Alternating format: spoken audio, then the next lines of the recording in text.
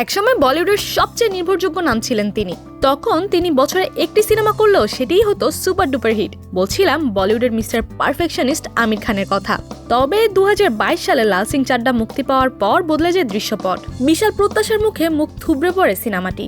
এরপর 2 বছর ছিলেন চুপচাপ। তবে প্রশ্নটা ক্রমশ বাড়ছিল, আমির কি আর ফিরতে পারবেন? উত্তরটা এলো এবার।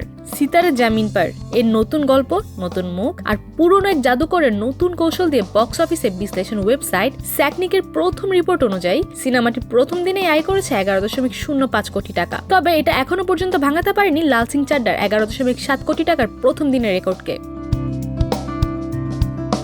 পরিচালক RS প্রসন্ন যেভাবে গল্পটি সাজিয়েছেন সেটা আসলে মানবিকতা, আত্মবিশ্বাস আর গ্রহণযোগ্যতা নিয়ে। এটি স্প্যানিশ সিনেমা ক্যাম্পিওনেসের হিন্দি রূপান্তর, যেখানে 10 জন বিশেষ চাহিদা সম্পন্ন তরুণী বাস্কেটবলের প্রশিক্ষণ নেয় আমির খানের কাছ থেকে। এই চরিত্রে অভিনয় করেছেন নতুন কিছু মুখ: আরুষ দত্ত, গোপীকৃষ্ণ ভার্মা, সম্মিত দেশাই, বেদান্ত শর্মা, আয়ুষ বানসালি, আশিস পেন্ডেসে, ঋষভ জৈন, নমন মিশ্র এবং সিমরান মঙ্গেশকর। সাথে আছেন জেনেলিয়া ডিসুজা, যিনি অনেকদিন পর ফেরালেন নিজের অনস্ক্রিন উজ্জ্বলতা। সিতারে জামিন পারের মুক্তিতে সরাসরি ধাক্কা খেয়েছে হাউসফুল 5। কমেডি ফ্র্যাঞ্চাইজিটির এই কিস্তি তৃতীয় সপ্তাহে এসে আয় করলো মাত্র 1.85 কোটি টাকা, যেখানে আমির খানের নতুন সিনেমা প্রথম দিনে আয় করলো 11.05 কোটি টাকা। 2007 সালে তারে জামিন পার দিয়ে আমির খান বুঝিয়ে দিয়েছিলেন সিনেমা শুধু বিনোদন নয়, এটি সমাজ গঠনের অংশ হতে পারে।